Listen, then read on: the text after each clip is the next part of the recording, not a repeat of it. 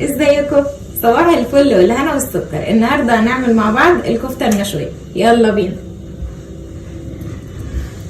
نص كيلو لحمه. نص كيلو اللحمه انا بعمل له بصلتين وسط، يعني كويسين، مش صغيرين ومش كبار قوي. بنفرمهم في الكبه وبعدين بس بنفرمهم قوي، بنفرمهم ناعم، وبعدين بنصفيهم في المصفى وبناخد التفل بتاعهم، ما بناخدش الميه. الميه بقى بنستخدمها في التصبيع، في ان احنا لما بنيجي نصبعها على السيخ بنستخدم الميه. بنحط عليها معلقه صلصه وشويه ملح وفلفل ونستعملها. هوريكم دلوقتي احنا هنعمل ايه. خلاص انا حطيت اللحمه بتاعتي هنا اهي. هعمل بقى البصل. البصل بتاعي اهو انا مخرطاه علشان افرمه في الكبه.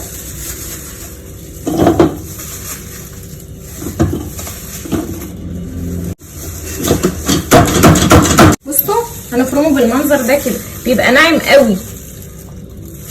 هنصفيه بقى اهو. الوصفه بتاعتي هنزل بالبصل هنا كده. عموما الكفته ما بتحبش الفزلكه، يعني ايه؟ يعني ما بتحبش بهارات كتير، هو يا دوب ملح وفلفل. عايزين تحطوا معلقه صغيره من بهار الكفته ماشي، مش عايزين بتبقى حلوه جدا برضو. هي الكفته بتاعت الحاتي اصلا بيحطوا فيها ملح وفلفل بس، بصل تفل بصل وملح وفلفل بس، وبتبقى طعمها تحفه ومحتفظه بالسوائل بتاعتها. ميه البصل اهي، هحط عليها معلقه صلصه كبيره وهحط عليها رشه ملح وفلفل اسود بس. الملح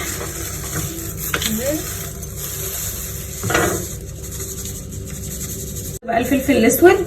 اللحمه بتاعت الكفته لازم يكون فيها دهون كتير، لازم يكون فيها نسبه دهون. احط رشه بيكنج باودر، رشه بس، يعني ربع معلقه صغيره، بتخليها طريه قوي.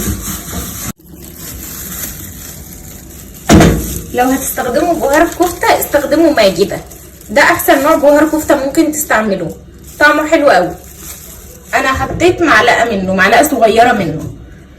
يعني مثلا لو عندي كيلو لحمه يبقى 3/4 لحمه والربع دهون. لازم تكون فيها نسبه دهن عاليه علشان تبقى طريه، ده بيساعد على طراوتها.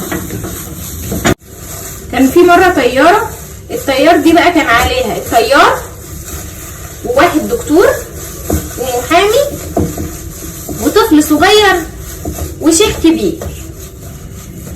فبعدين الطيارة المحرك بتاعها حصل فيه عطل، فالطيارة بدأت ان هي تقع. فالطيار قال لهم انجوا بحياتكم وكل واحد يلبس مظلة وينزل علشان الطيارة هتقع. فالطيار لبس مظلة ونزل. فبعدين ما عادش فاضل غير 3 مظلات، والاشخاص اللي فاضلين 4، الدكتور والمحامي والطفل الصغير والشيخ الكبير. فالدكتور قال انا بنقذ حياة الناس، فانا حياتي كمان مهمة عشان انا ليا اهمية في المجتمع يعني، وبنقذ حياة الناس. فخد مظلة ونزل. والمحامي قال انا برضو حياتي مهمة وانا اذكى واحد في العالم، وخد المظلة ونزل. فما عادش فاضل غير الطفل الصغير والشيخ. فالشيخ قال له بص يا ابني، انا عشت حياتي وخلاص وشفت في الحياة كتير وخلاص، وكفاية عليا قوي كده، انت لسه الحياة قدامك، فخد انت المظلة وانزل. فقام قايل له ما تخافش، احنا كده كده احنا الاتنين هناخد مظلات. قام قايل له ازاي؟ قام قايل له ما هو اذكى واحد في العالم خد المظلة، خد الشنطة بتاعتي على انها المظلة. على فكرة عايزة اقول لكم على حاجة، اللي بيفكر نفسه اذكى واحد ده بيبقى اغبى واحد، ودي حقيقة فعلا. اللي مفكر نفسه ذكي دوت بجد بيبقى من اغبى الناس اللي ممكن تقابلها في حياتك. اهي بصوا كده لمت خلاص. انا همسكها كده الاقيها بتلم على بعضها، مش سايبه، ما بتفرولش، ماسكه في بعضها. يبقى هي كده خلاص اتعملت. هحطها ربع ساعه بس في التلاجة وبعدين نصبعها. هعمل ايه بقى في الميه دي؟ ميه البصل دي معلقه كبيره صلصه، معلقه كبيره صلصه. هحط رشه ملح على فلفل اسود عشان بس البصل ما يعملش ريحه. هنجيب الصينيه بتاعتنا الحلوه دي، نحط فيها شويه ميه مغليين، وبعدين هنعمل ايه؟ هنجيب وهنحطها كده. طب انا ما عنديش الشوايه، اعمل ايه؟ هحطها في الصينيه على طول من غير ميه ومن غير اي حاجه، هدهن دهنه زيت واقوم حطها في الصينيه. ده لو الصينيه بتاعتي بتلزق، لو ما بتلزقش هحطها في الصينيه على طول. لما اجي بقى اسوي هعمل ايه؟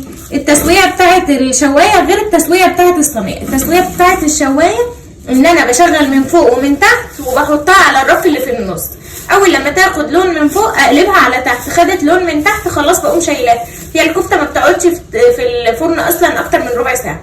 انا هعمل في الصينيه هحطها على الفرن من تحت، اول لما الاقيها نزلت الميه بتاعتها وخلاص تمام، هبدا بقى ان انا اطلعها على الرف اللي في النص واشغل عليها الشوايه واقفل من تحت علشان تاخد لون. بس هعمل ايه بقى؟ هحط ايدي في ميه البصل كده كده، واقوم رايحه ماسكه الكفته كده واصبع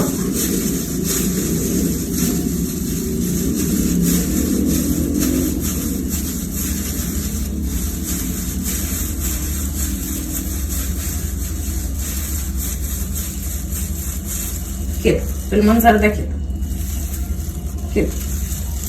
هشيل بقى واحط. والكفته بتاعتي لما نيجي نصبعها ولا نرققها قوي ولا نتخنها قوي علشان تبقى طريه. لو رققناها قوي هتنشف، هتبقى مش حلوه، ولو تخناها قوي هتبقى برضو شكلها مش لطيف يعني، وهتبقى على السفره مش حلو. فهو السمك ده بتاعها كويس قوي. فرن بقى واوريكم.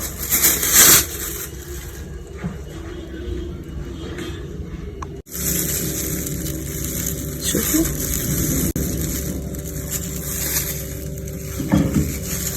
انا هوريكم حاجه بس.